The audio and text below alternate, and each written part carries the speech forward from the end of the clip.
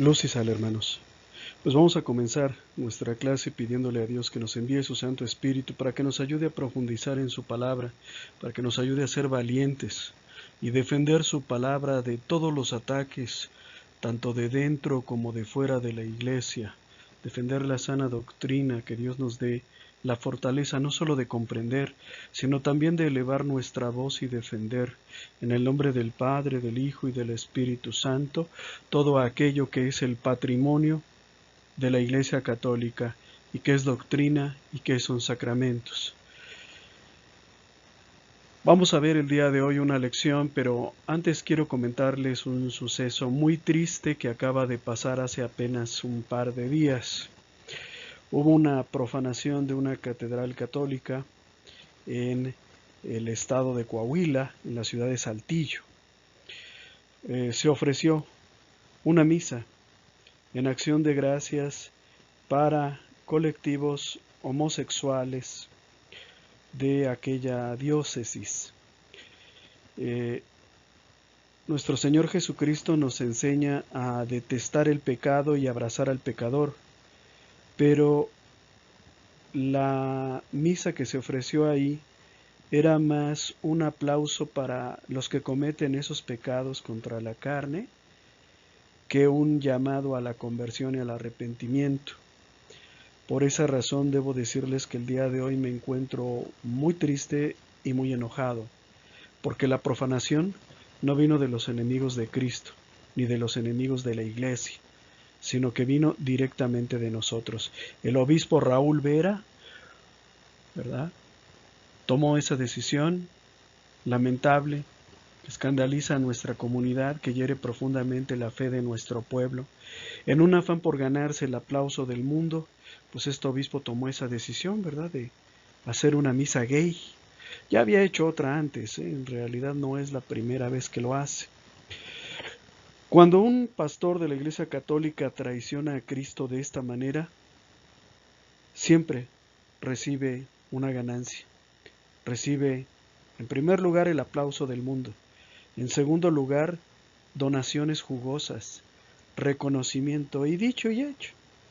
Apenas lo hace y ya llega la televisión, ya llega los medios digitales, los medios impresos, todo el mundo a reconocerle como el mejor obispo del mundo porque traicionó a Cristo.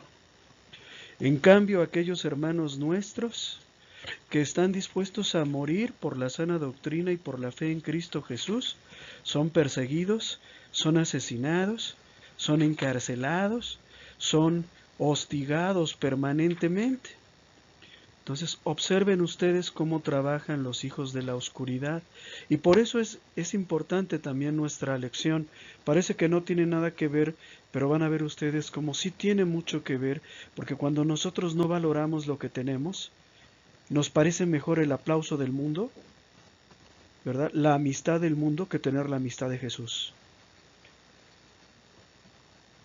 Nos parece mejor el ganarnos algunas aprobaciones de los medios de comunicación, algunos likes en Facebook, aunque la amistad con Cristo se rompa. Entonces, por eso es importante en nuestros temas. Yo sé que a veces soy un poco molesto con ustedes. Frecuentemente me mandan mensajes diciéndome que soy muy repetitivo, que a veces me equivoco al hablar, etcétera. Pero mi interés es que ustedes comprendan, valoren verdaderamente, ¿no? Vamos a ver la lección número 20, que se titula Los sacramentos, signos de vida. Esta lección pretende ser una especie de introducción a la vida sacramental, de introducción a la vida de la gracia. Todos nosotros sabemos lo que es un signo, de hecho ya lo habíamos visto en alguna lección anterior. Un signo es una cosa, un objeto o una imagen cuyo significado está más allá de sí mismo. Por ejemplo, ¿verdad?, si yo me encuentro en casa una botellita y esa botellita tiene un cráneo humano con dos huesitos atravesados, pues significa que el líquido que está dentro de esa botellita es venenoso y podría hacerme daño o podría ocasionarme pues la muerte, ¿verdad? Son signos, son cosas que significan algo que está más allá de lo que tú estás viendo. Les había yo prometido la clase pasada que íbamos a ver los tesoros de la Iglesia Católica y de hecho los vamos a ver. Estos tesoros son 7. Bautismo, confirmación, reconciliación, comunión, matrimonio, orden sagrado y unción de los enfermos. Observen siempre que la comunión siempre va a la mitad. ¿Por qué a la mitad? Porque es el más importante de todos los sacramentos. Vamos a ver más adelante por qué. Antecedentes. En la lección pasada nos aproximamos a 3 valores fundamentales de la vida sobrenatural, de la vida espiritual. Primero, el milagro. El milagro es una intervención de Dios alterando o haciendo que las leyes de la naturaleza actúen de manera que se produzca un acontecimiento que ayuda a sostener, a fundamentar y a acrecentar nuestra fe, ¿verdad? Por ejemplo, bueno, pues en la Biblia hay una gran cantidad de milagros. Jesús sanaba a los ciegos, a los paralíticos, a los leprosos, y eso lo hacía pues no por un afán de ganar fama, como hoy es la moda, ¿verdad? Que todos queremos ser famosos, todos queremos que nos quieran. Yo en lo personal no quiero que nadie me quiera ni que me conozcan. Su maestro no soy yo. Me han mandado decir muchas veces que por qué no muestro mi cara como lo hacen otros. La verdad es que no tienen ustedes que ver mi cara porque su maestro no soy yo. De mí no van a aprender ustedes absolutamente nada. Si yo les digo algo que está equivocado, por favor háganmelo saber. Su maestro es Cristo. ¿Ok? Y Cristo hacía los milagros no para que le dieran likes, no para que lo entrevistaran, no para que le dieran donaciones, no para que Herodes lo invitara a su palacio, no para nada. Jesucristo hacía milagros, dijimos la clase pasada, para que tú creyeras, tú y yo creyéramos. Para eso hacía los milagros. Vimos también lo que son los carismas. Los carismas son dones que el Espíritu Santo nos otorga para el servicio del pueblo de Dios. Algunos tienen el don de profecías, otros el don de hacer milagros y así sucesivamente. El Espíritu Santo los reparte y a ninguno se los da a todos, sino que nos da a todos un don para que los compartamos. Y por último, habíamos hablado de otro valor de la vida sobrenatural, que es el principio de autoridad. La autoridad dentro de la Iglesia Católica es una autoridad para el servicio. ¿Sí? A diferencia de lo que sucede en el mundo. En el mundo, la autoridad establece la superioridad de quien la detenta. En el caso de la Iglesia, la autoridad yo la recibo ya sea como director, subdirector, como coordinador o como sacerdote para servir a mis hermanos, no para servirme de ellos o para establecer una diferencia en donde yo soy superior y ellos inferiores. ¿Sí se entiende? Hay un principio de autoridad claro. Ya habíamos dicho también en lecciones anteriores que en la Iglesia Católica la autoridad se hereda, es decir, o se recibe más bien, por imposición de manos de otros. Entonces yo no puedo venirme a abrogar el ser sacerdote si no he recibido el sacramento del orden. Yo no puedo ir a una escuela de pastoral de alguno de ustedes e imponerme como director porque tengo que ser nombrado y reconocido en primer lugar por el párroco y en segundo lugar por su coordinador o coordinadora regional. Pues aquí hay una forma de entender y de ejercer la autoridad muy diferente que está esencialmente vinculada con el servicio. Hablando sobre los carismas, habíamos visto que son 9, más adelante los vamos a recordar. Y habíamos dicho también que el Espíritu Santo otorga estos carismas a quien Él quiere, sin necesidad de merecimiento por parte de quien los recibe. En otras palabras, el que yo tenga, creo tener, el carisma de enseñanza, eso, ¿verdad? No quiere decir que yo me lo merezca, o que haya hecho algo particular, o que sea tan bueno que el Espíritu Santo tuvo a bien nombrarme a mí el que puede explicar las cosas. Estoy seguro que entre ustedes hay muchos que pueden explicar las cosas mejor que yo, solo que no se atreven a hacerlo. ¿sí? Y mi objetivo es que ustedes sean mejores que yo, no que hagan lo mismo que yo. Pero lo importante aquí es esto, no hay merecimiento por parte de quien recibe los carismas, ¿sí se entiende? El Espíritu Santo te los da, y te los da para que sirvas a tus hermanos, no porque te los merezcas, porque seas muy bueno o porque ya seas santo y por lo tanto tú puedes explicar, no, somos pecadores, seguimos siéndolo.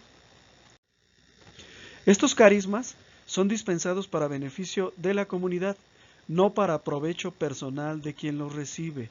Mala cosa es que haya una persona que tenga un carisma, por ejemplo, el de saber entender y saber explicar, y lo utilice en su provecho. Eso es un pecado contra el Espíritu Santo en cierto sentido. ¿Por qué? Porque el Espíritu Santo te lo dio para servir. Decía una vez el teólogo Fernando Casanova, si los sacerdotes católicos supieran que metiéndose al protestantismo trabajarían menos y ganarían más, ¿verdad? Pero bueno, ellos no van a traicionar a Cristo porque ellos están conscientes de su misión y de la importancia de la misión que tienen y de la remuneración que esperan, que no vendrá de los hombres. No son dólares lo que estamos esperando recibir, no son aplausos, no son te quiero del mundo, no. Esperamos nuestra remuneración, nuestro salario de Cristo. Yo también lo espero. ¿Sí?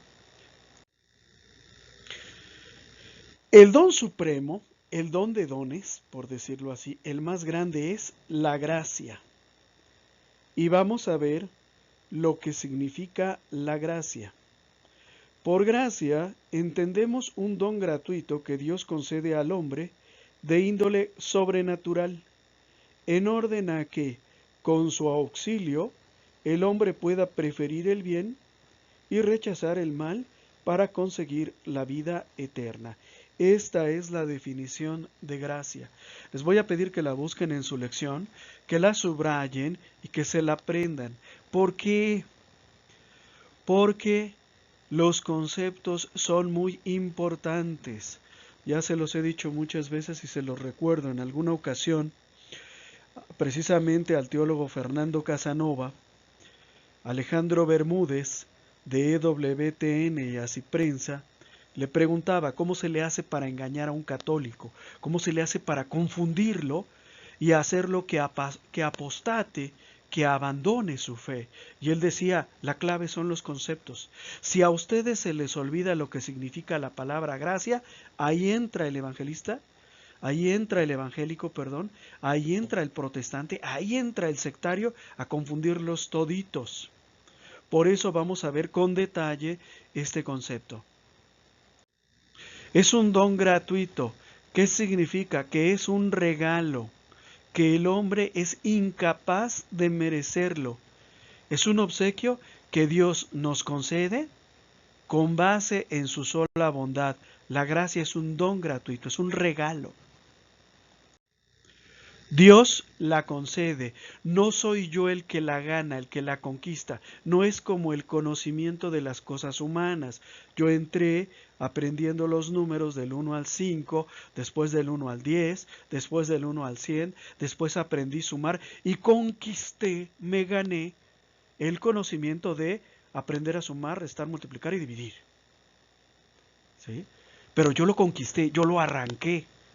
En el caso de la gracia, Dios es quien la concede. Su origen es divino, no humano. Ningún hombre, por más santo o perfecto que haya sido en su vida, puede ser dispensador de la gracia. Es decir, yo no puedo darles a ustedes la gracia, solo la puede dar Dios. ¿Qué pasa cuando los santos interceden por nosotros y nos obtienen algún don o alguna gracia? Los santos son solo intercesores, pero no son dispensadores de la gracia. Y a quien se le tiene que agradecer es a Dios.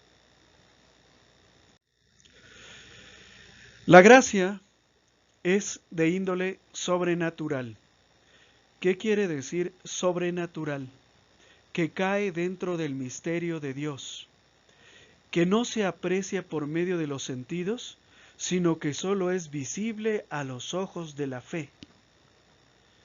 Si tú ves a un sacerdote, por ejemplo, como Luis Toro, sin sus ropas sacerdotales, y lo ves caminando por la calle, no tienes ni idea de que sea sacerdote.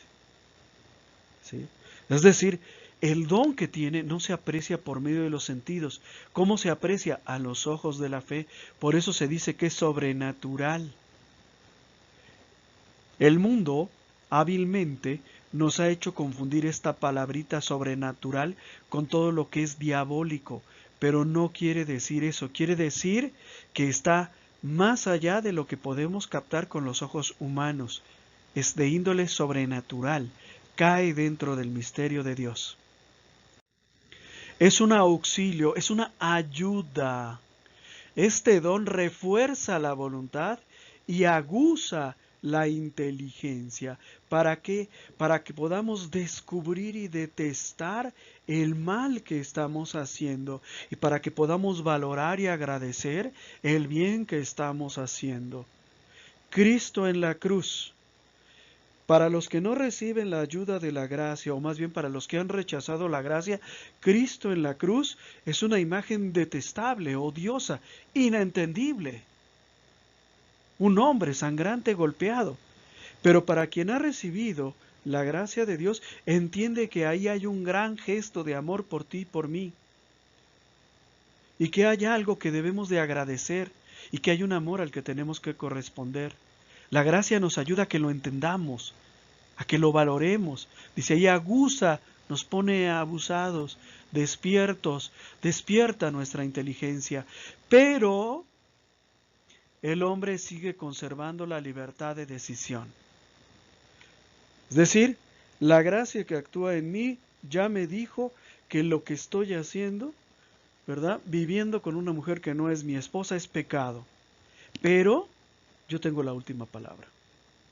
Y mi última palabra podría ser, quiero seguir viviendo en pecado. Que es muy frecuente, déjame decirte. Vamos en tercero, cuarto, quinto, noveno, décimo de pastoral y todavía seguimos viviendo en unión libre. Todavía estamos pensando si esa mujer que tiene 3 hijos conmigo y se casó conmigo hace 25 años es la pareja que Dios quiere para mí.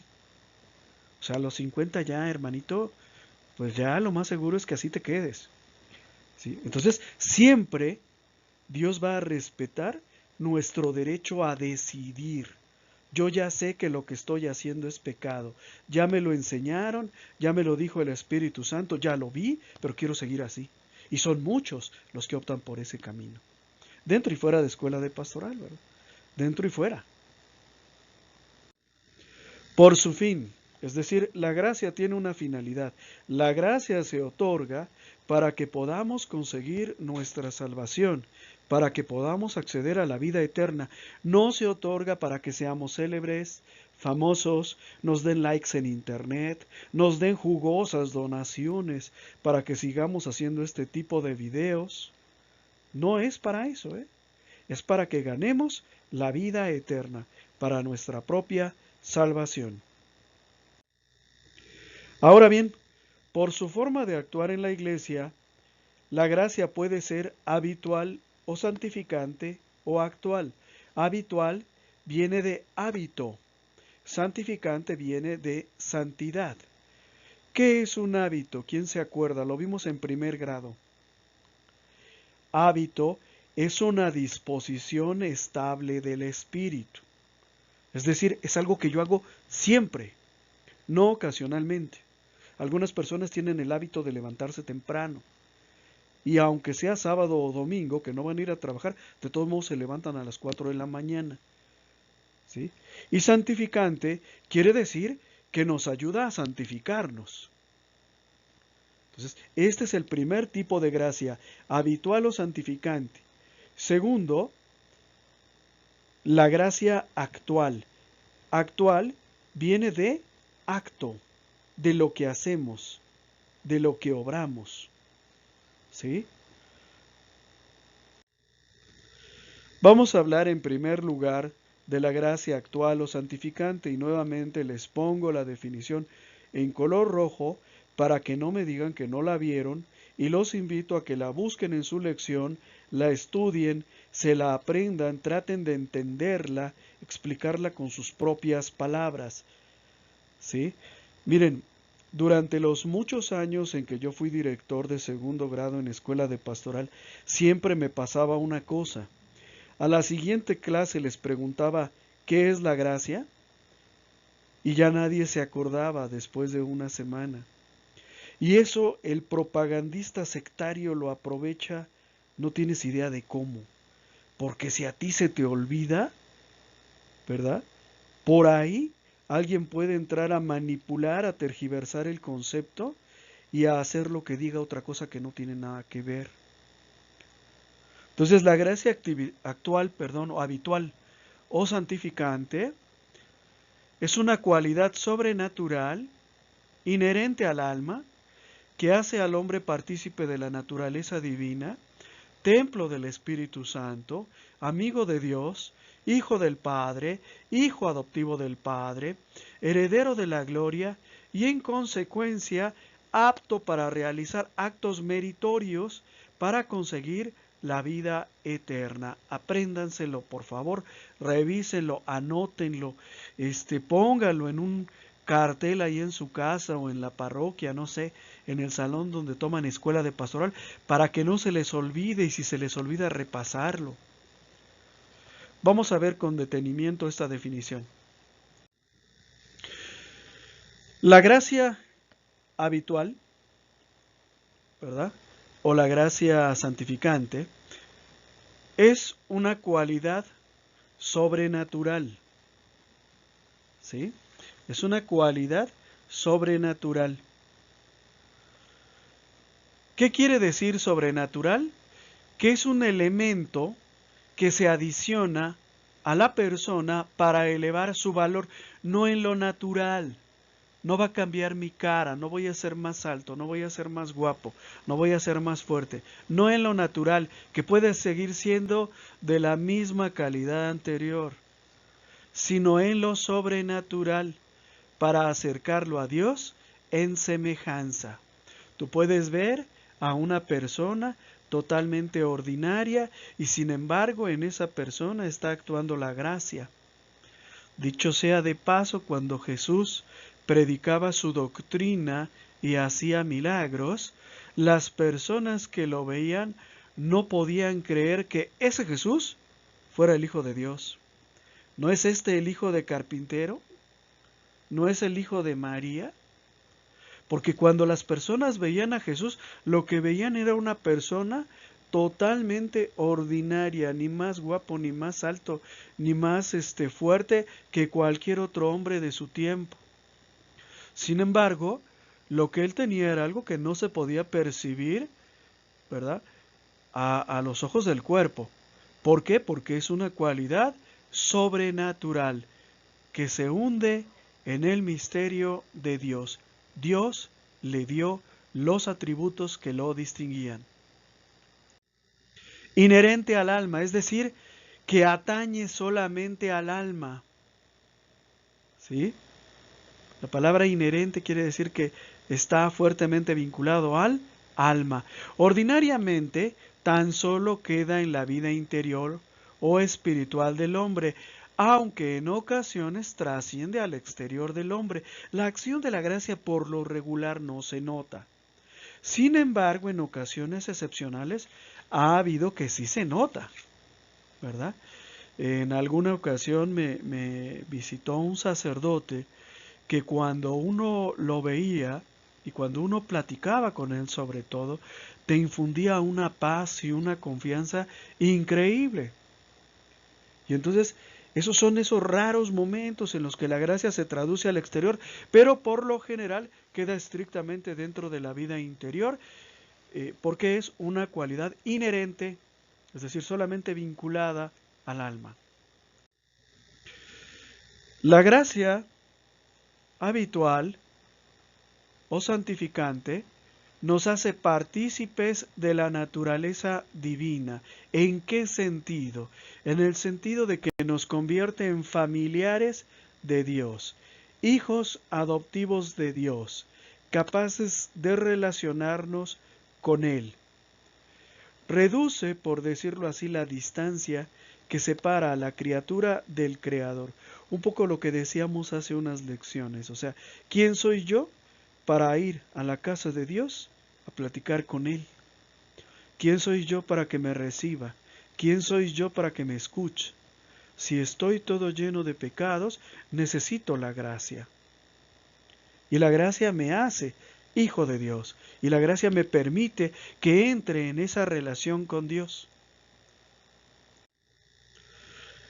La gracia habitual o santificante nos convierte en templos vivos del Espíritu Santo. Así es. Dios habita en el hombre.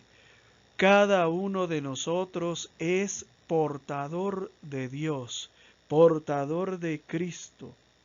Ojalá y que nos podamos dar cuenta de esto, en primer lugar para que tratemos con más decoro a nuestro propio cuerpo, y en segundo lugar para que cuidemos lo que hacemos y lo que decimos, porque somos portadores de Dios, portadores de Cristo. Y cuando la gente te ve a ti, ve a Cristo, y si te portas mal, ve a Cristo. La gracia habitual o santificante nos convierte en amigos de Dios. Juan capítulo 15 versículo 15 dice Jesús: ya no los llamo servidores, porque el servidor ignora lo que hace su Señor. Yo los llamo amigos, porque les he dado a conocer todo lo que oí de mi Padre. ¿Qué quiere decir Jesús aquí? Que por la vida de la gracia llegamos a la intimidad del pensamiento con Dios. Llegamos a comprender por qué Jesús pensaba lo que pensaba y podemos, en cierto sentido, acceder a los misterios de Dios, ¿verdad? A veces nos tardamos mucho, a veces nos tardamos poco, pero en general, pues nos coloca en la condición de entender más a Dios, entrar más en intimidad con Dios.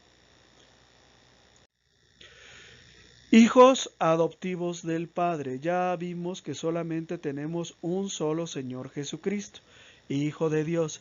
Él es Hijo de Dios por naturaleza. Tú y yo no somos hijos de Dios por naturaleza.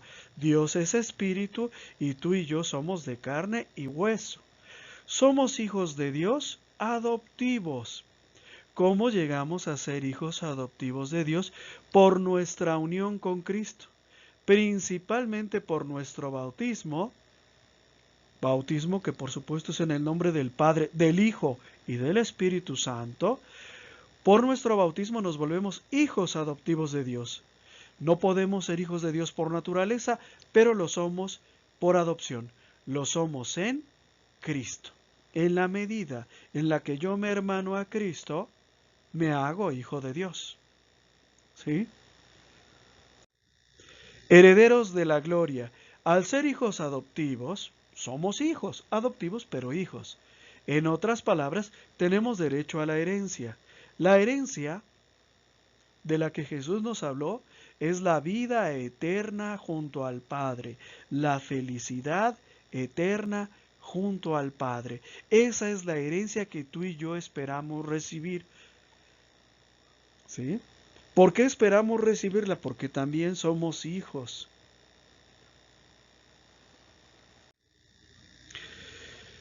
La gracia habitual o santificante, habíamos dicho, nos hace aptos para realizar actos meritorios. La palabra méritos quiere decir hacer algo que nos permita ganar o conquistar o alcanzar algo. ¿Qué es lo que queremos alcanzar? Pues la vida eterna. Dice la Sagrada Escritura: sin fe es imposible agradar a Dios.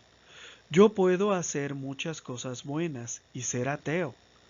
Y estoy seguro que muchos de ustedes han conocido personas que ayudan al pobre y no creen en Dios. Porque sin fe es imposible agradar a Dios, y la fe también es un fruto de la gracia. ¿Sí? Y solo lo que yo hago bajo el influjo de la gracia es capaz de convertirse en un mérito para la vida eterna. ¿Por qué cuando el ateo hace una obra de caridad sin saberlo, no se está ganando la vida eterna, y porque el cristiano cuando hace una obra de caridad, sabiéndolo, sí se está ganando la vida eterna.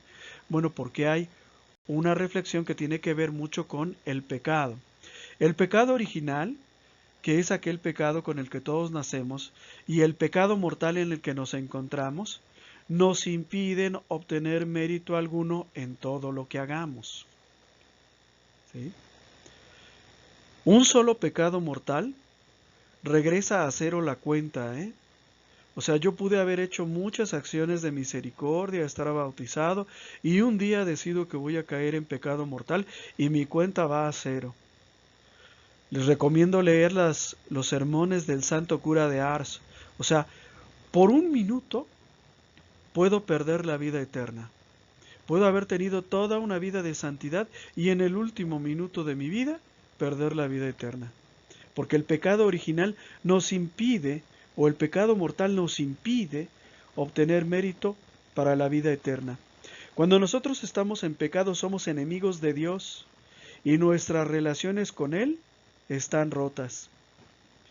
Cada vez que caemos en pecado, se rompe nuestra relación con Dios y lo que yo haga nada tiene que ver con Dios.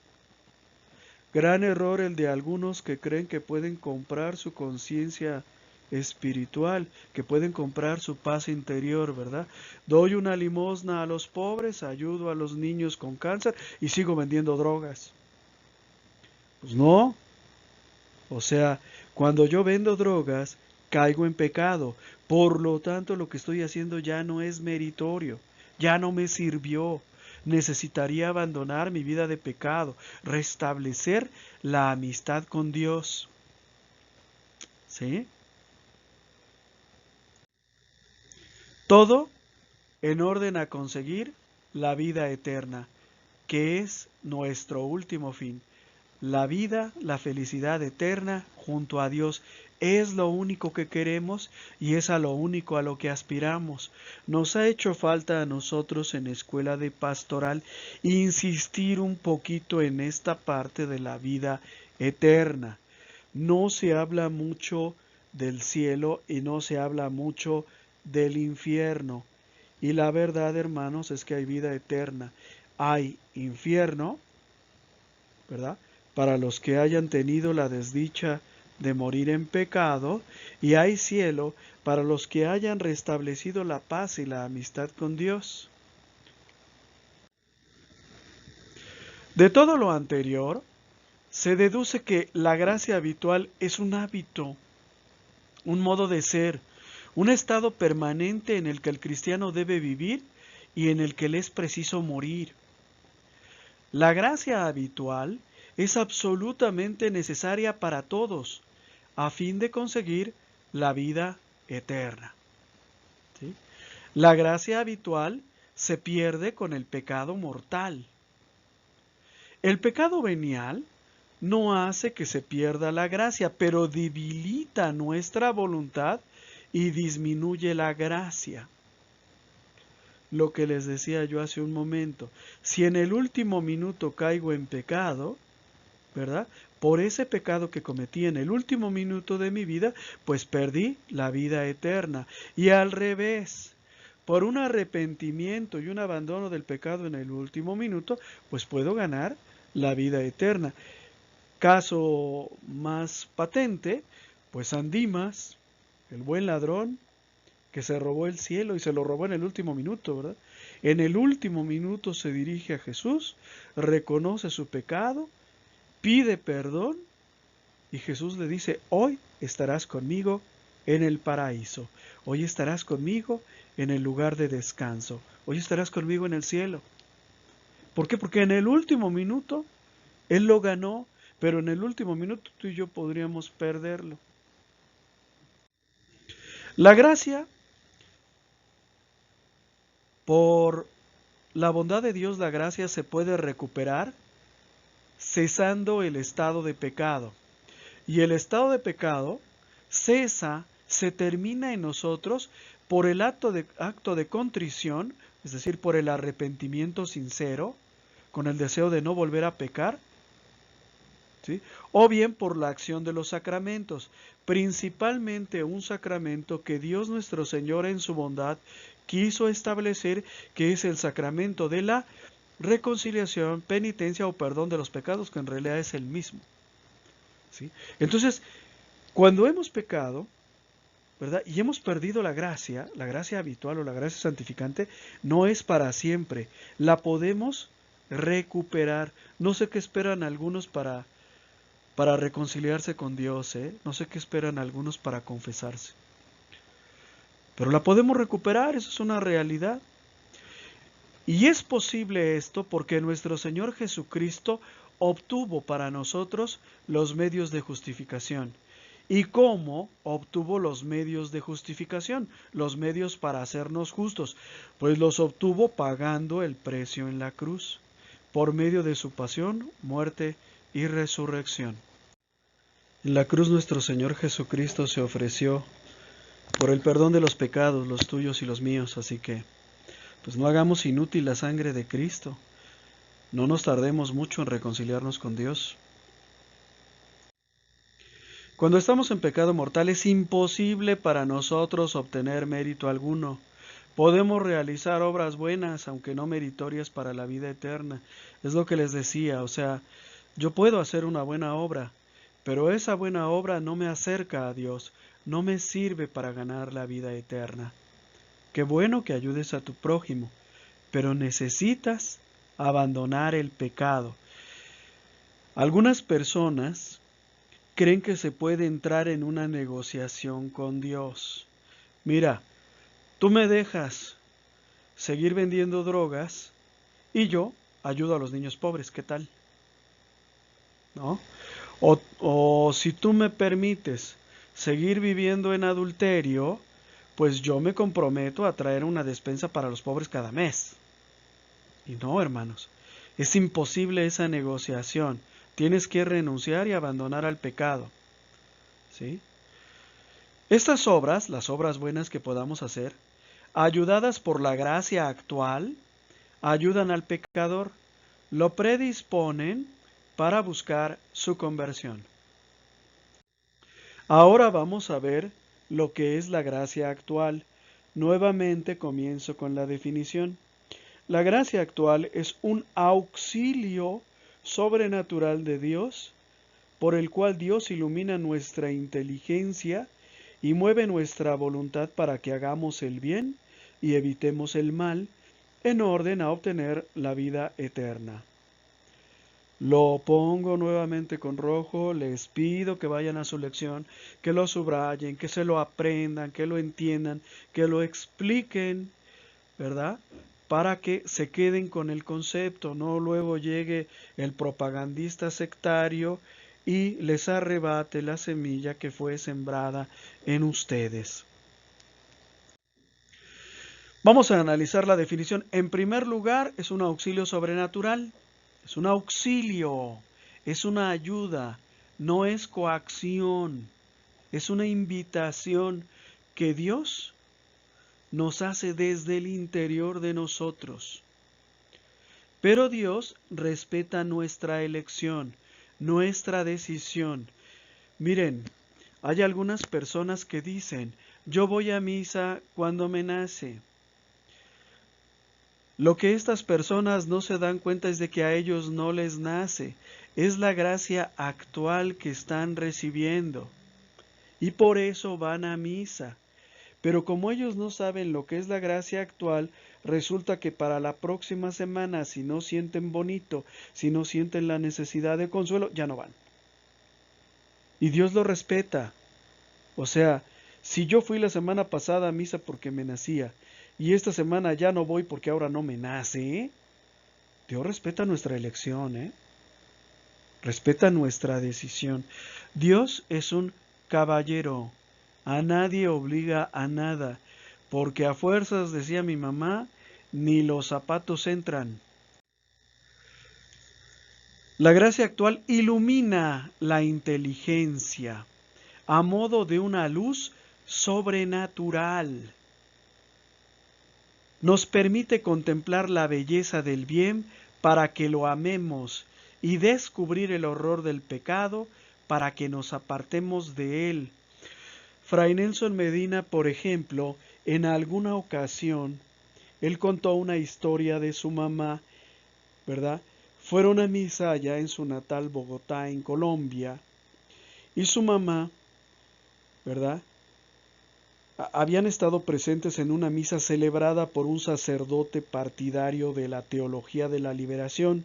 No sé si ustedes sepan lo que es la teología de la liberación. La teología de la liberación es una perversión de la doctrina cristiana que pretende conciliar la doctrina de Cristo, del amor de Cristo, con el comunismo y marxismo. Es un absurdo, pero lo intentaron.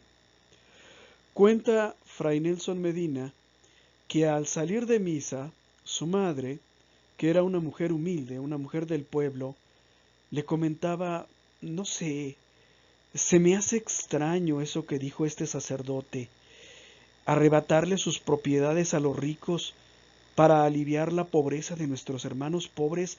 Yo noto algo raro en eso que acaba de decir, asesinar para alcanzar la justicia. Como que se me hace que no es correcto, decía la mujer, una mujer inculta, ¿sí?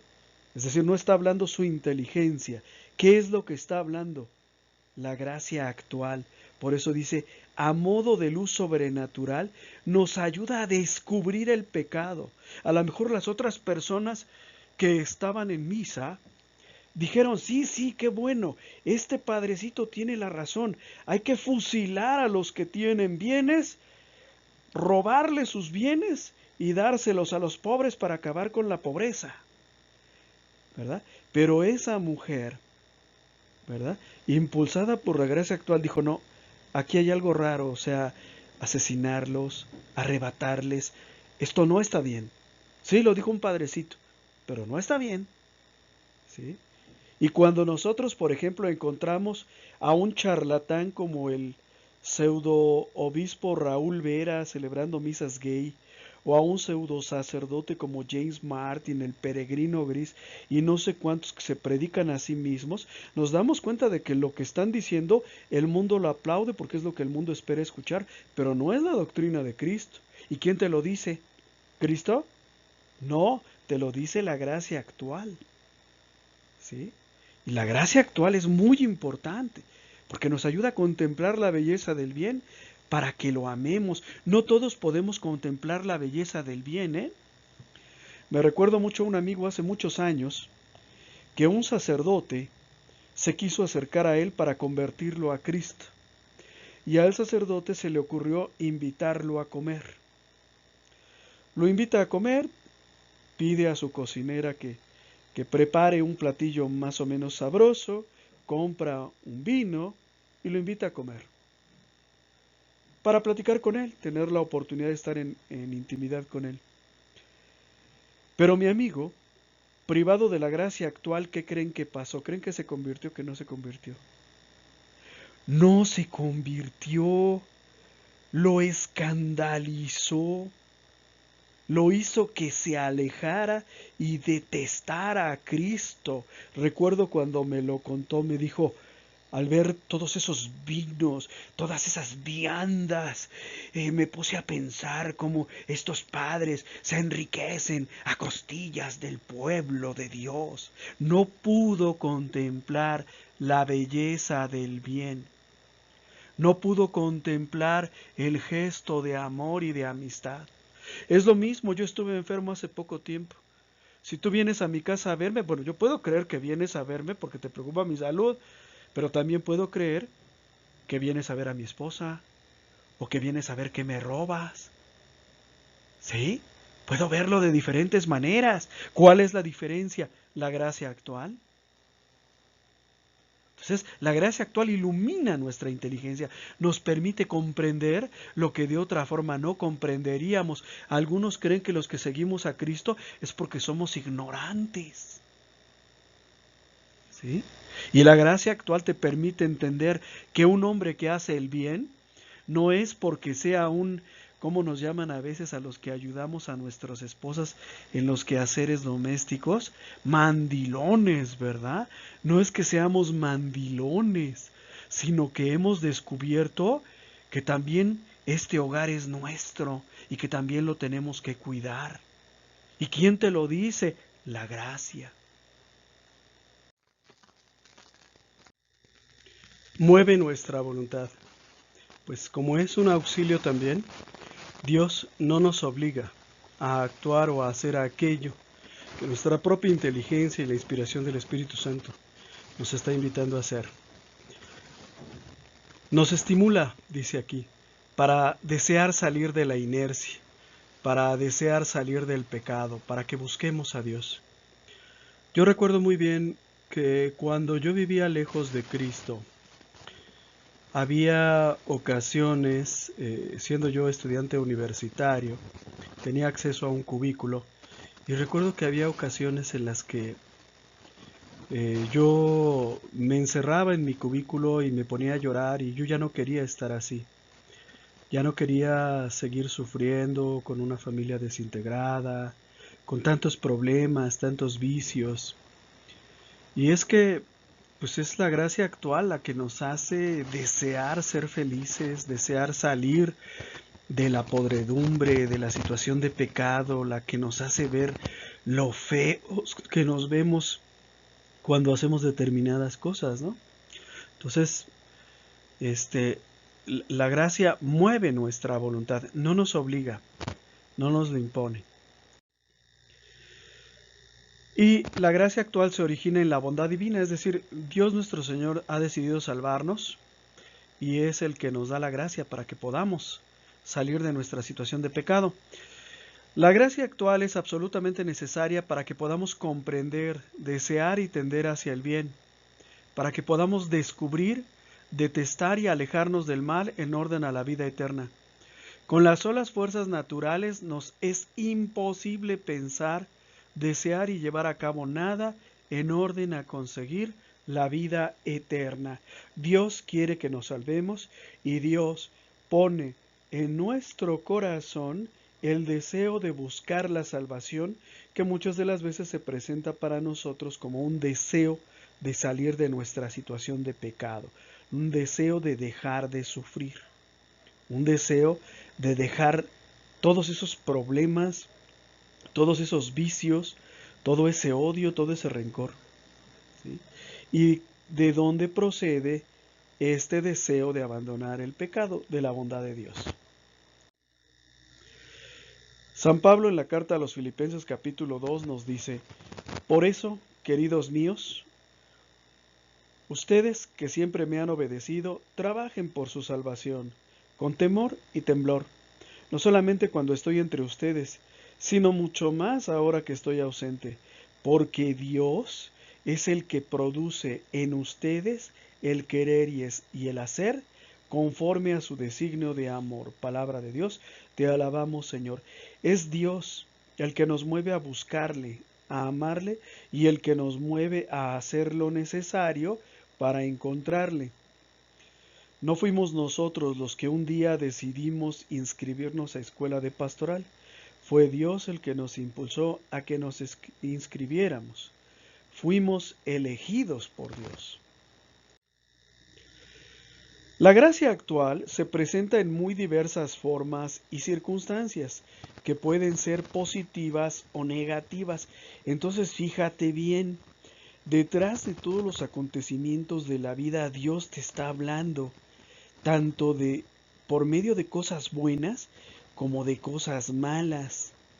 Cosas positivas como los sacramentos, particularmente la reconciliación, el magisterio de la Iglesia, las homilías de nuestros hermanos sacerdotes, las lecturas espirituales.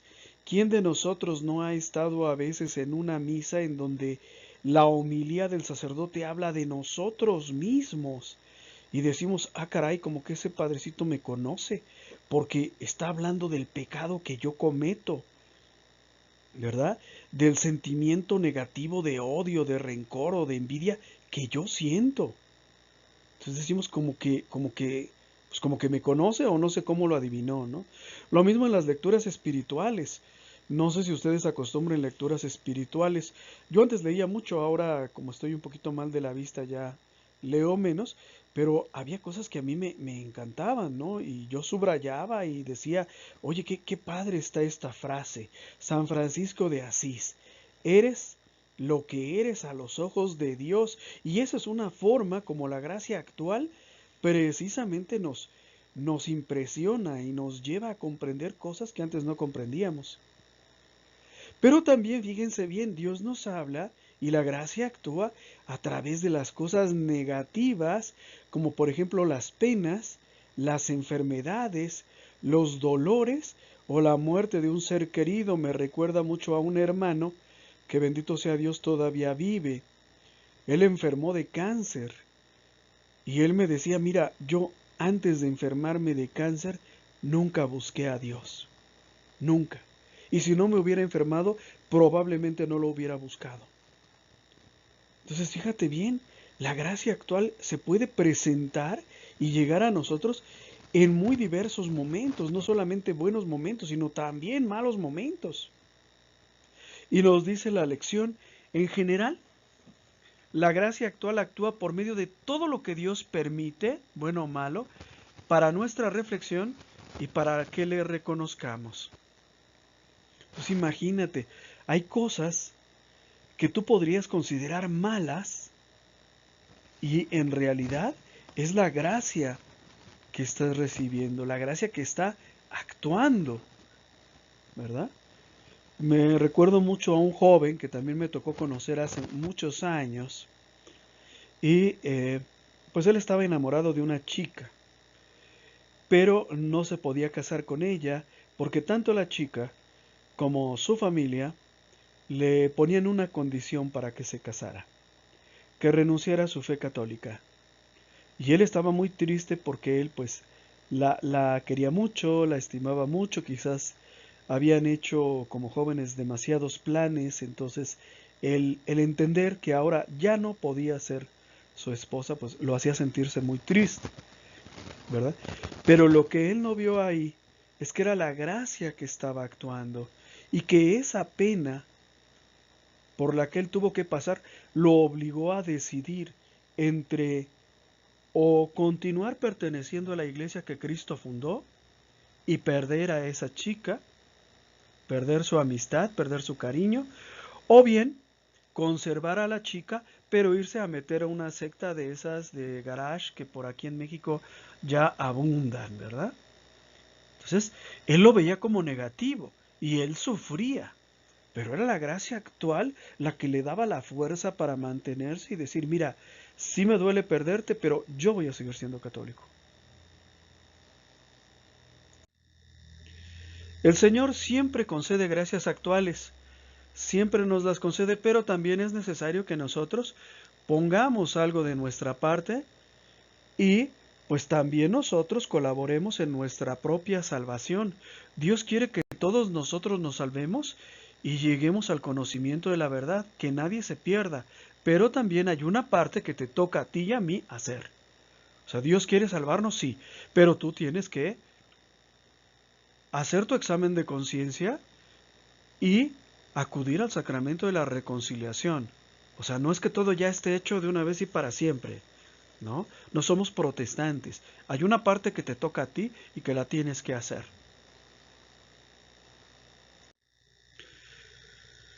Medios para obtener la gracia de Dios son esencialmente tres. La oración, que ya la habíamos visto, la oración es comunicación con Dios, es hablar con Dios. Las obras de misericordia, que son medios también para obtener y acrecentar la gracia, y los sacramentos. Principalmente el más importante de todos los sacramentos, que habíamos dicho que es la Santa Eucaristía. La Santa Eucaristía nos ayuda a perseverar en el amor de Dios, a aumentar la gracia. Vamos a hablar ahora acerca de los sacramentos de la nueva ley. Observen solamente una cosa, estoy diciendo sacramentos de la nueva ley, no estoy hablando de sacramentos de la antigua ley, no estoy hablando, ¿verdad?, de lo que es la circuncisión, por ejemplo. De eso no estoy hablando. Ese es un sacramento de la antigua ley. Yo estoy hablando del bautismo, de la confirmación, de la Eucaristía, que son sacramentos de la nueva ley, de la ley inaugurada por Cristo con su encarnación, pasión, muerte y resurrección. Entonces, primero voy a definir lo que son los sacramentos de la nueva ley y se los pongo nuevamente con rojo para que nadie diga que no lo vio. ¿Sí? Y les recomiendo que lo repasen. Por sacramento de la nueva ley entendemos un signo sensible instituido por Jesucristo que significa y confiere la gracia a los que lo reciben dignamente. Vamos por partes. Sacramento de la nueva ley, porque son los sacramentos que vive la Iglesia, son los sacramentos de Cristo.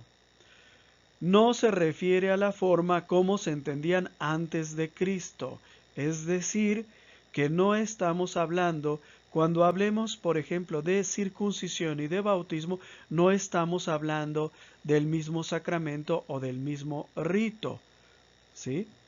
Igual, cuando hablemos de sacerdocio, no estamos hablando del sacerdocio hereditario, ¿verdad? De los levitas y de los descendientes de Aarón, no estamos hablando de ese. Cuando hablemos, por ejemplo, de la reconciliación, no estamos hablando de los holocaustos y sacrificios que se ofrecían por el perdón de los pecados. Estamos hablando de los sacramentos como se entienden a la luz de Cristo y su doctrina.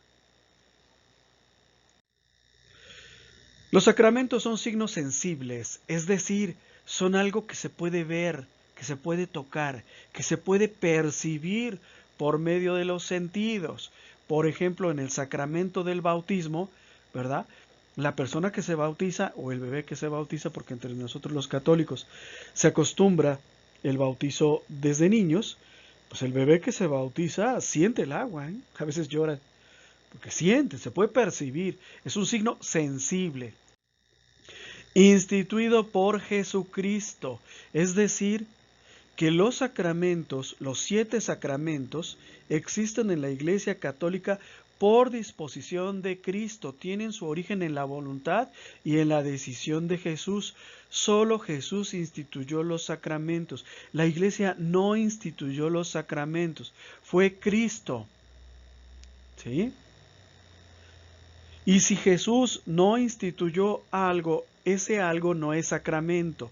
Por ejemplo, ¿verdad? La celebración de unos 15 años o de una presentación de un niño de 3 años. Supongamos que un padre de familia no tiene dinero como para hacerle la celebración de 15 años a su hija. No le puede pagar ni el vestido, ni la fiesta, ni nada. Y le deja sin hacer sus 15 años. ¿Incurrió en pecado? No. Desaprovechó los dones y las gracias alcanzados por Cristo en la cruz en nuestro favor. No. Entonces, ¿qué es una fiesta de 15 años? ¿O qué son unos 15 años? ¿O qué es una presentación de un niño de 3 años? Son sacramentales, no son sacramentos. ¿Por qué una presentación o unos 15 años no son sacramentos? Porque no fueron instituidos por Cristo, ni de palabra, ni de obra, ni de ejemplo. Jesucristo nos dejó dicho que lo hiciéramos, pero los hacemos, ¿verdad? Para agradecerle a Dios por la vida de nuestros hijos que han cumplido 3 años o nuestras hijas que han cumplido 15 años. Lo hacemos para pedirle a Dios que los acompañe durante el resto de su vida, pero Jesús no lo instituyó y por lo tanto es un sacramental. Los sacramentos todos fueron instituidos por Cristo. En el desarrollo histórico de la Iglesia ha habido personas que han negado algunos o todos los sacramentos, ¿verdad? Como por ejemplo el sacramento de la confirmación, de la unción de los enfermos o el sacerdocio, negando con todo ello pues la voluntad del mismo Cristo que fue quien los instituyó. Entonces, dependiendo de la secta de la que se hable, algunos tienen 2 sacramentos, 3 sacramentos, 4 sacramentos, o remedos de sacramentos, porque en realidad no son sacramentos, ¿sí? porque todos ellos fueron instituidos por Cristo. ¿Cuántos son? 7. Los sacramentos significan y confieren la gracia. ¿Qué quiere decir eso? Que al momento en que se realiza el hecho, la gracia es conferida. Por ejemplo, en el momento en el que el sacerdote pone agua bendita en la cabeza del que se va a bautizar y dice: yo te bautizo en el nombre del Padre, del Hijo y del Espíritu Santo. En ese momento la persona recibe la filiación divina. Lo visible está indicando aquello que es invisible. ¿Y qué es lo que es invisible? El otorgamiento de la gracia. ¿Sí? En el caso del bautismo, la gracia santificante que nos hace hijos de Dios, libres de todo pecado. ¿Y en qué momento sucede eso? En el momento en el que el sacerdote pronuncia las palabras y el agua toca a la persona. ¿Sí? No sé si se acuerdan, en nuestras primeras lecciones de segundo grado hablábamos un poco de la nube. Si vemos una nube negra en el cielo, significa que va a llover. La nube es la lluvia. En este caso, el bautismo es la nueva vida. No es que simbolice a la nueva vida o que la signifique, sino que el bautismo es la vida. Todos los sacramentos actúan en favor de aquellos que los reciben dignamente. Bueno, en el caso del bautismo todos fuimos bautizados siendo niños, ¿verdad? Y bueno, pues la lista de nuestros pecados pues debió haber sido muy pequeña o inexistente, prácticamente solo el pecado original. Sin embargo, también es necesario, cuando un sacramento se recibe en una edad adulta, ¿verdad?, que se reciba dignamente. Es decir, que la persona lo merezca, que la persona no se encuentre en una situación grave de pecado que le impida que los frutos, que las gracias inherentes al sacramento sean recibidas. Vamos a explicar esta parte. El sacramento siempre es eficiente por sí mismo, por el mismo hecho de que sucede, se realiza la gracia. Pero la acción de la gracia, es decir, para que actúe en nosotros la gracia, se requiere la disposición de quien recibe el sacramento. La aplicación de los méritos de Cristo se condiciona a nuestra aceptación o rechazo de ellos. Por ejemplo, si yo, que soy un hombre ya grande, no fuera católico y me bautizara, pero al mismo tiempo en mi corazón no tuviera la firme disposición de abandonar el pecado, pues entonces la gracia santificante no actuaría en mí, se quedaría como suspendida. ¿Sí? El sacramento es válido, en efecto soy un bautizado, pero yo mismo estoy poniendo un límite, una barrera, para que la gracia no actúe en mí. ¿Sí? Entonces, si nos bautizamos siendo adultos, solo tendremos la gracia según nuestra propia disposición y quedaremos privados de ella, es decir, de la gracia, si nuestra actitud es de rechazo o mientras permanezca en pecado quien recibe el sacramento. O sea, si yo me bautizo, pero no pienso dejar de pecar, si yo me caso, pero no pienso dejar de pecar, pues entonces, por supuesto, el sacramento es válido, puede ser válido, pero la gracia no actúa en mí, porque yo sigo estando en pecado.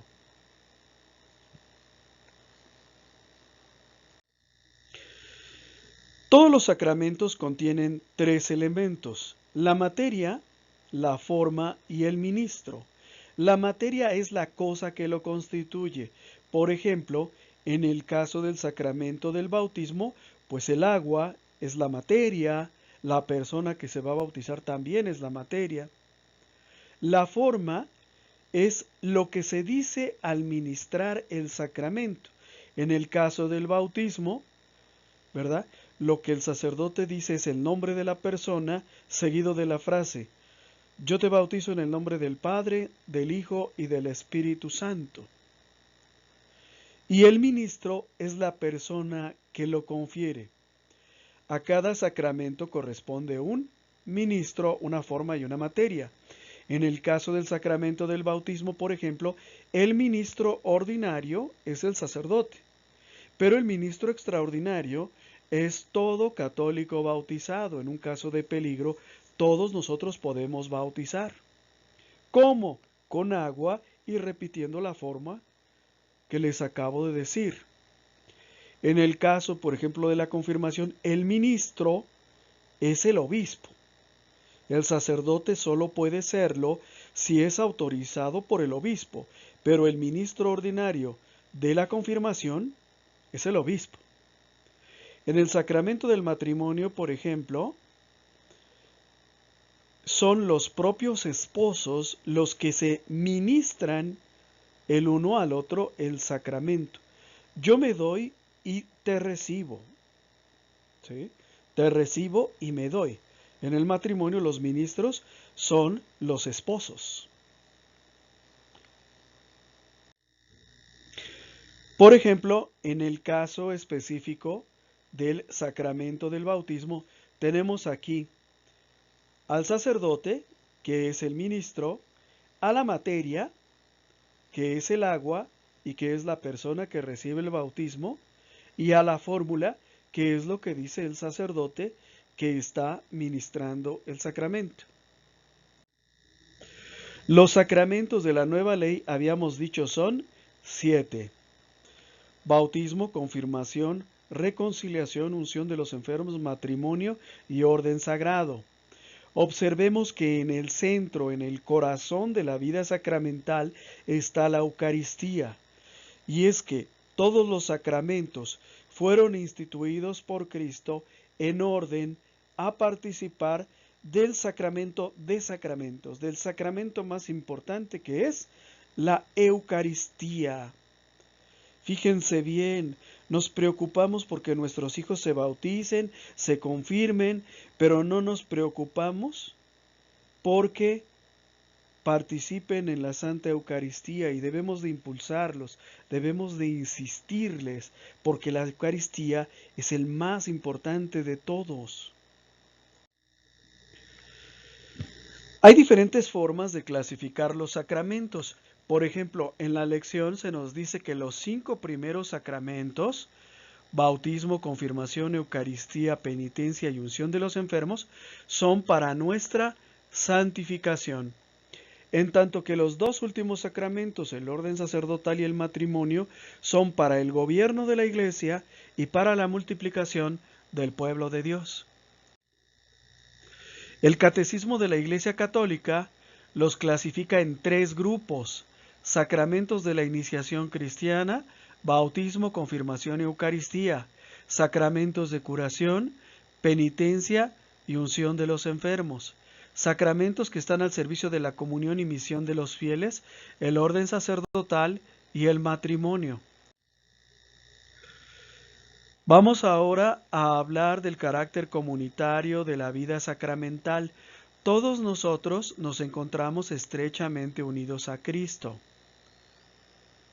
La gracia concedida a uno solo de nosotros beneficia a toda la Iglesia por un solo pecador que se arrepiente y renuncia a su vida de pecado.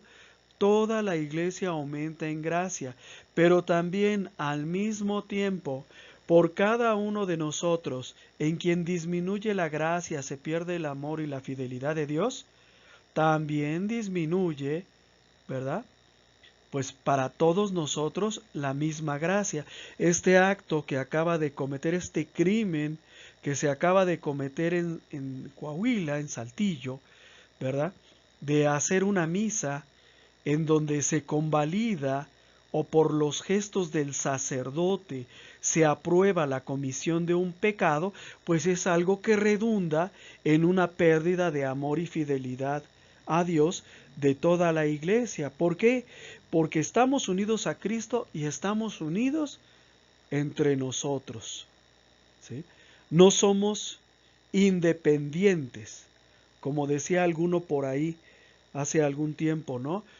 Que cada uno va a tener que pagar por sus propios pecados. Sí, pero lo que tú haces nos afecta a todos. sea bueno o sea malo. Si tú persistes seguir en tu vida de pecado, pues eso nos afecta a todos. Y si tú o yo decidimos cambiar y dejar de ser unos sinvergüenzas, también eso nos afecta positivamente a todos. Los sacramentos comunican dos clases de gracia.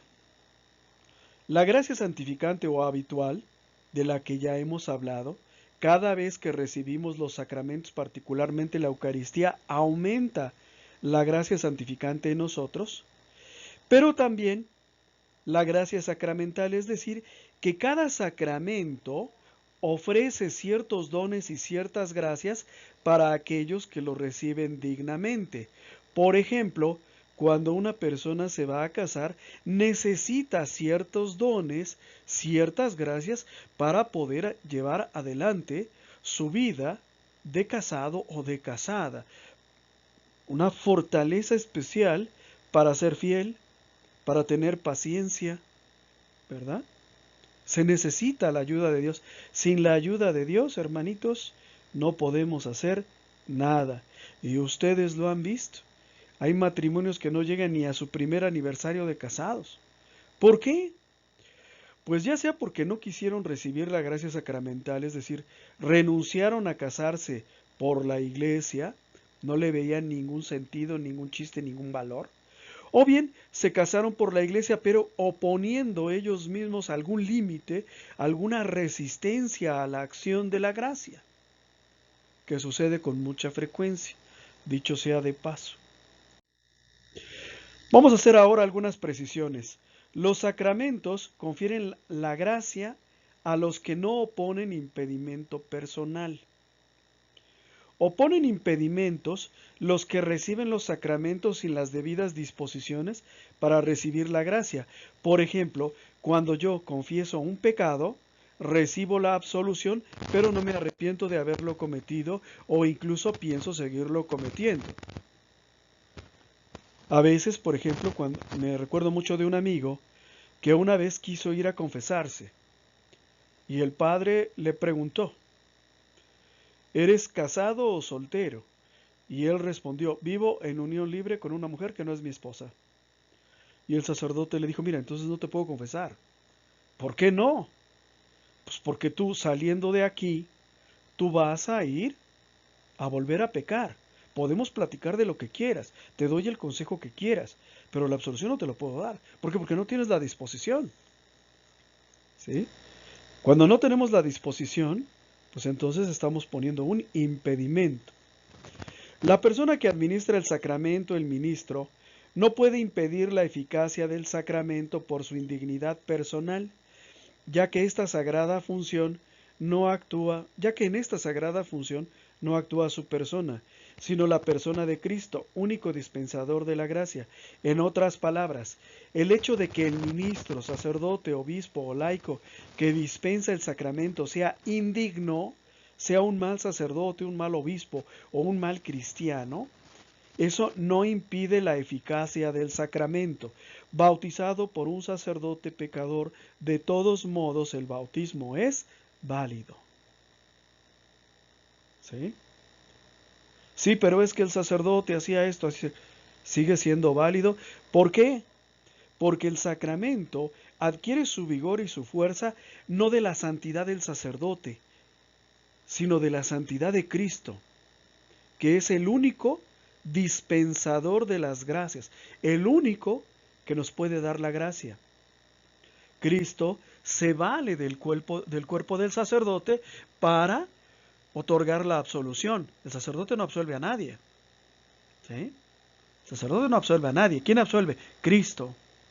¿Por qué? Porque Él es el único que lo puede hacer.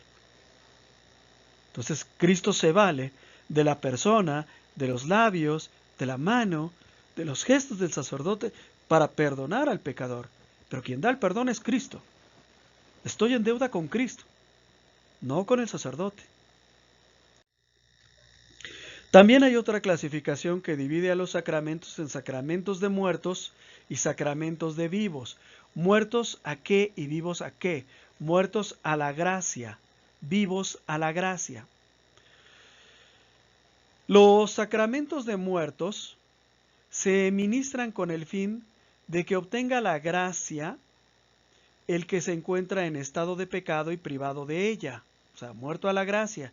Estos son, por ejemplo, o no por ejemplo, sino son el sacramento del bautismo y la penitencia. Yo recibo el bautismo cuando estoy muerto a la gracia, cuando estoy en pecado. Recibo la penitencia igualmente, cuando estoy muerto a la gracia. Y existen también los sacramentos de vivos. Son los que reciben aquellos que se encuentran vivos a la gracia, es decir, bautizados. Y solo pueden ser recibidos cuando el que los va a recibir, o sea nosotros, se encuentra libre de pecado en materia grave. Esto es la confirmación, la Eucaristía, la unción de los enfermos, el orden sacerdotal y el matrimonio. En mi trabajo como catequista, por ejemplo, me han llegado personas que se quieren casar, ¿verdad? Tomar el sacramento o recibir, perdón, el sacramento del matrimonio, pero no están bautizados. Entonces, si no estás bautizado, no se puede, ¿no? O niños que quieren recibir la comunión, pero no son cristianos, no están bautizados. Entonces no pueden recibir el sacramento porque ellos están muertos a la gracia. Tienen que estar vivos, tienen que haber sido primero bautizados. Lo mismo, quiero recibir la Eucaristía, pero estoy en pecado mortal. Pues eso es malísimo, eso no se puede hacer. Primero tengo que estar en gracia de Dios. Tengo que hacer un examen de conciencia, acudir al sacramento de la reconciliación, recibir la absolución y ahora sí ya puedo comulgar. Ya puedo recibir la Eucaristía, pero antes que eso no puedo, ¿eh? Hay de aquellos que comulgan para quedar bien, comulgan porque es lo que procede, porque su hijo es el que va a hacer la primera comunión, porque su hija es la que se va a casar. Gravísimo este pecado, ¿eh? Cuando yo comulgo sabiendo que estoy en pecado mortal, a ese pecado se le llama sacrilegio. Quien recibe un sacramento de vivos estando privado de la gracia santificante por el pecado, no solo deja de recibir la gracia que confiere este sacramento, sino que incluso comete un nuevo pecado llamado sacrilegio. Entonces, yo voy, ¿verdad? Me confieso, el sacerdote me da la absolución, pero deliberadamente le oculto un pecado. ¿Sí? Pues no recibo la gracia santificante, no la recibo. Y además de que no la recibo, cometo un nuevo pecado llamado sacrilegio. Quien comete pecado grave puede recuperar el estado de gracia nuevamente. ¿Cómo? Por medio de un acto de contrición perfecta. ¿Cuándo se está hablando de un acto de contrición perfecta? Cuando yo me arrepiento de mi pecado con el deseo sincero de no volverlo a hacer.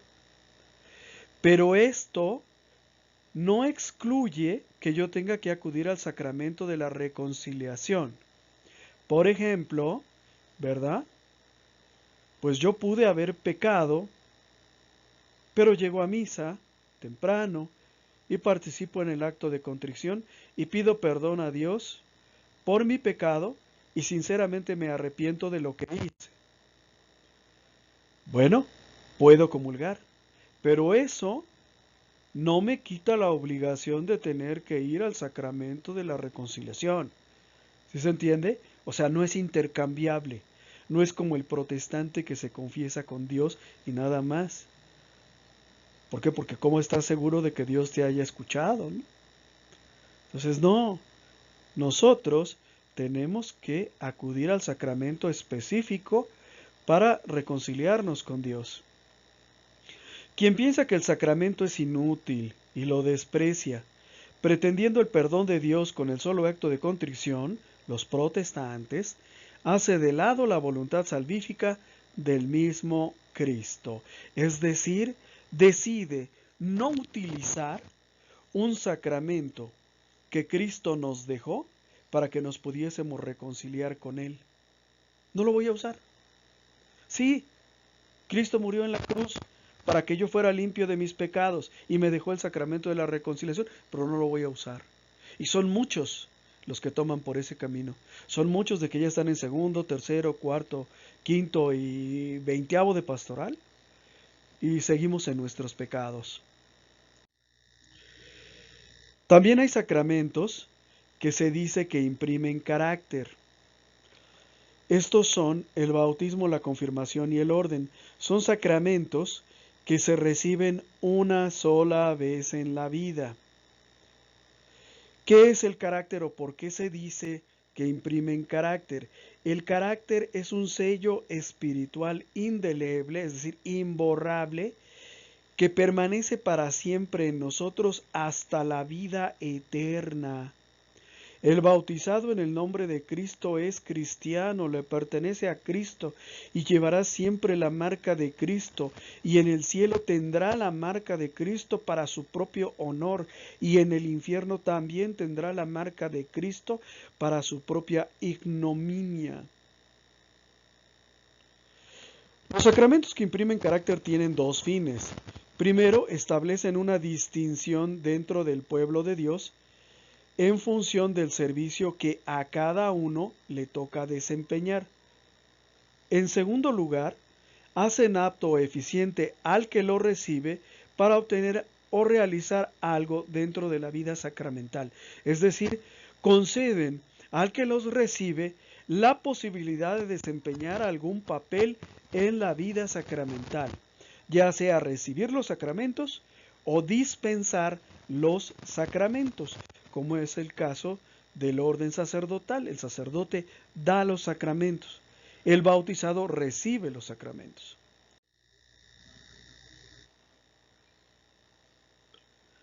El bautismo nos hace aptos para recibir los demás sacramentos.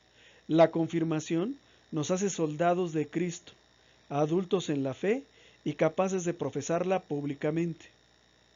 El orden nos hace ministros de Cristo, otorgando la potestad de conferir y administrar los demás sacramentos en servicio a los miembros de la Iglesia. Hay un sentido comunitario de los sacramentos que imprimen carácter. Es decir, que al recibirlos nos afecta a todos, o al perderlos, pues nos afecta a todos. Cualquier daño que se cause a alguno de estos sacramentos, cualquier ofensa es la palabra correcta, que se haga a uno de estos sacramentos, pues en cierto sentido nos afecta a todos. Por ejemplo, el bautismo nos afecta positivamente en la medida en que revitaliza, es decir, da vida constantemente y enriquece a la Iglesia con nuevos miembros que la extienden por el mundo y la perpetúan en el tiempo. La confirmación, ¿verdad?, es útil para la Iglesia en la medida en la que proporciona a la Iglesia más y más apóstoles para extender el reino de Dios por el mundo. Y el sacramento del orden provee a la Iglesia de su jerarquía, obispos y sacerdotes para el necesario servicio de la Iglesia en materia de magisterio, enseñanza, gobierno, actividad pastoral y santificación, dispensación de los sacramentos. Vamos a hablar ahora acerca de la necesidad de recibir los sacramentos. Primero, la lección establece una cosa. La necesidad de recibir los sacramentos no es la misma en todos los sacramentos, ni la misma para todos los miembros de la Iglesia.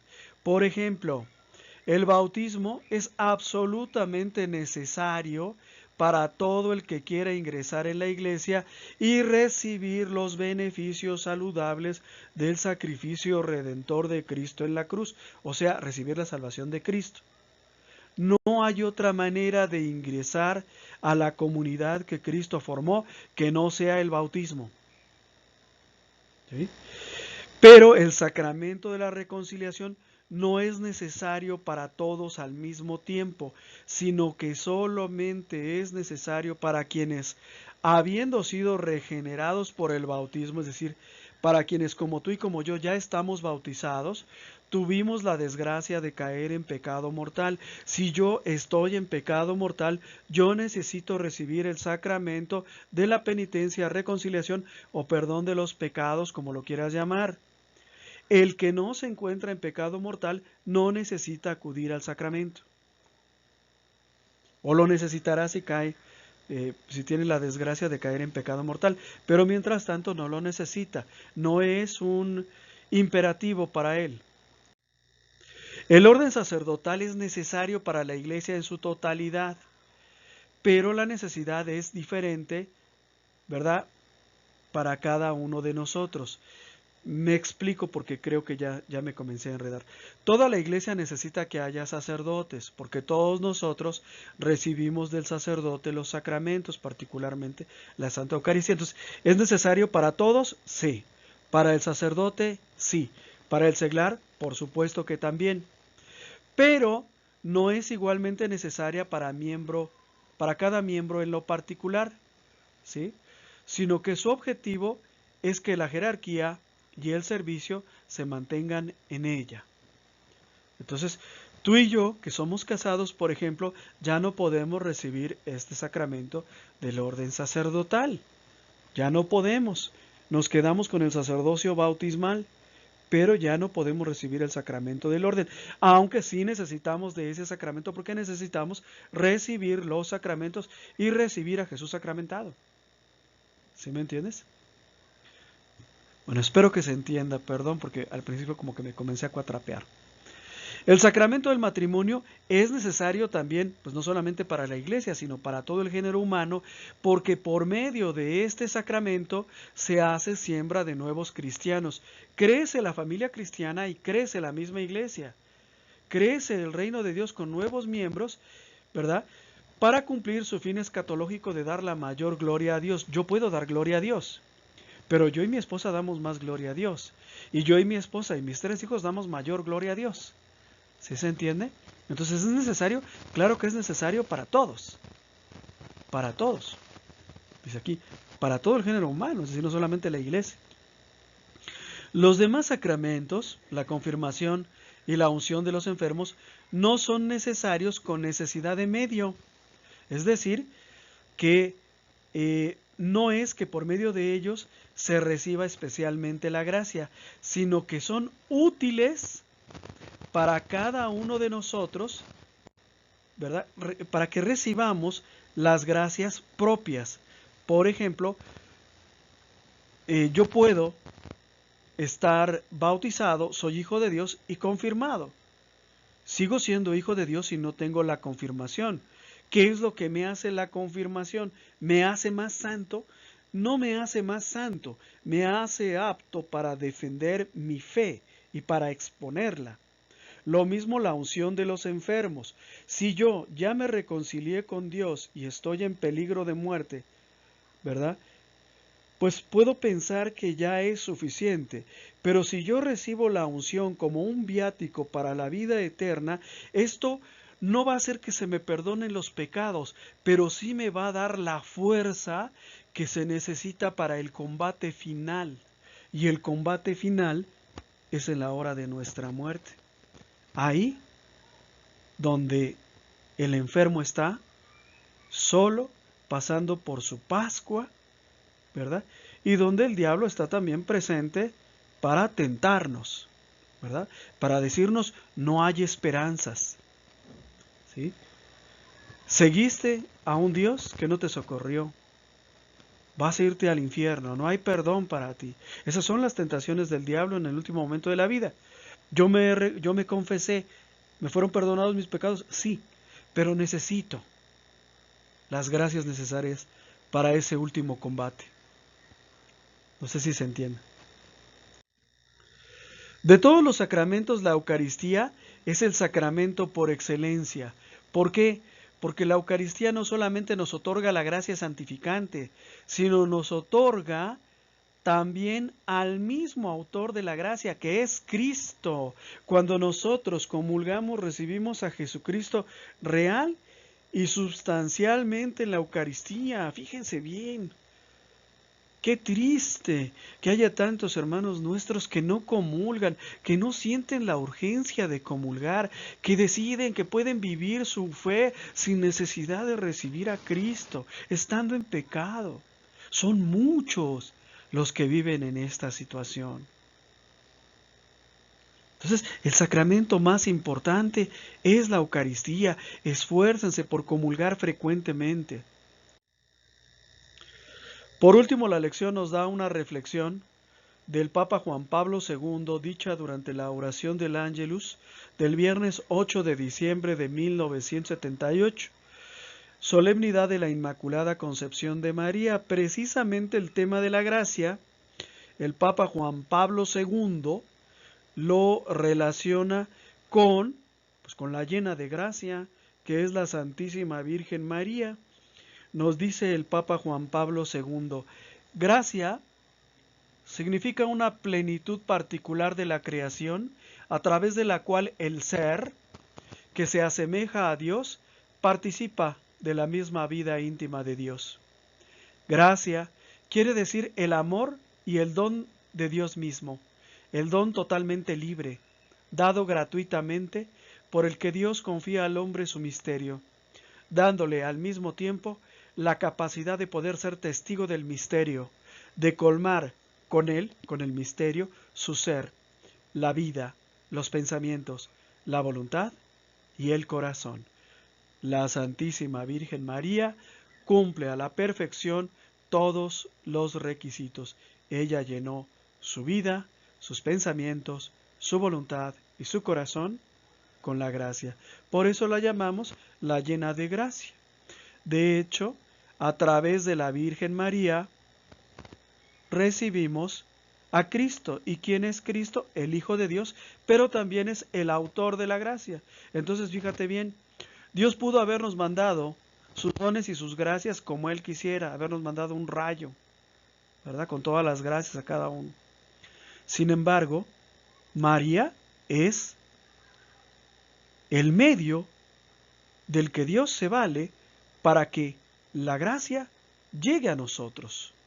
No es ella el origen de la gracia, por supuesto que no lo es, pero ella, ¿verdad?, es la llena de gracia, la llena de Dios, la llena de esta vida íntima de Dios. Vamos ahora a pasar a las reflexiones personales. Solamente son 2 preguntas, pero preguntas muy fuertes, muy importantes. ¿He apreciado la vida en estado de gracia tal como lo que es, vida divina, viviendo la cual me realizo en toda mi plenitud? ¿He apreciado la vida en estado de gracia? ¿Es para mí importante vivir en estado de gracia? ¿Comulgar? ¿Es importante para mí o no es importante? ¿O hasta ahora no ha sido importante? ¿Cada cuándo comulgo? ¿Cada cuándo me confieso?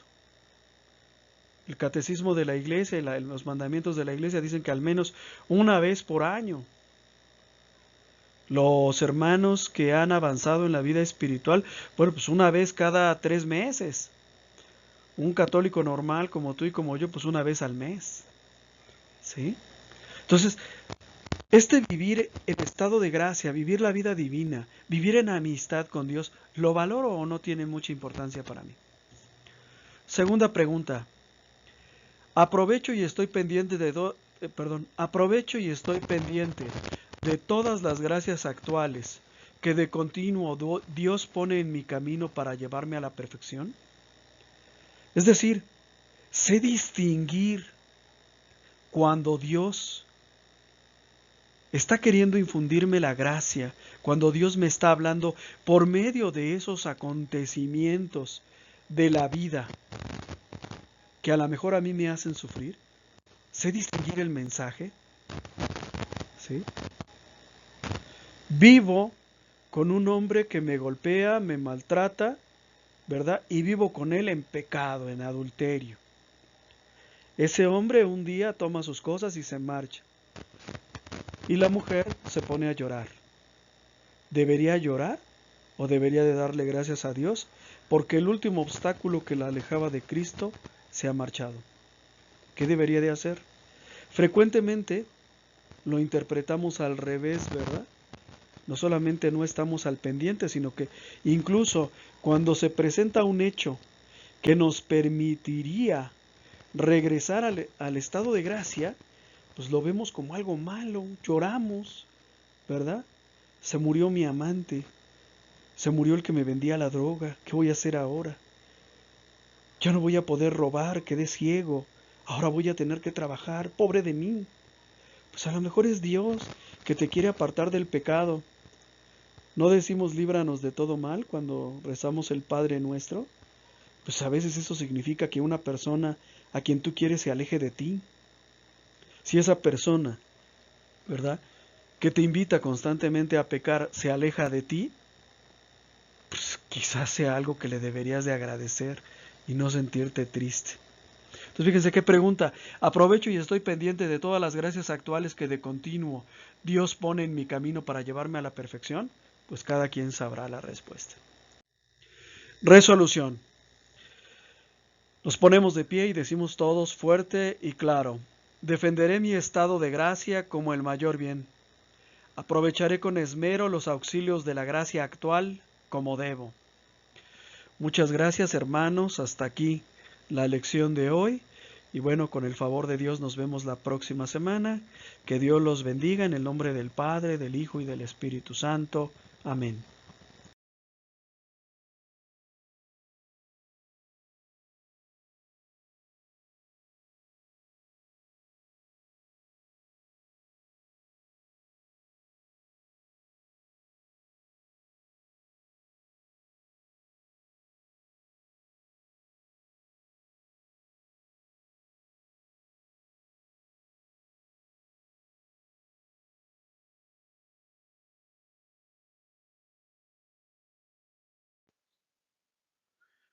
Muchas gracias por tu atención. Esperamos que este video haya sido de tu agrado. Nuestro trabajo se mantiene gracias a las aportaciones de amigos y benefactores. Si nace de tu corazón hacer alguna aportación y tienes posibilidad de hacerlo, aquí te dejo mis datos bancarios. Si no puedes hacer alguna aportación, con una oración es más que suficiente. Que Dios te bendiga y muchas gracias.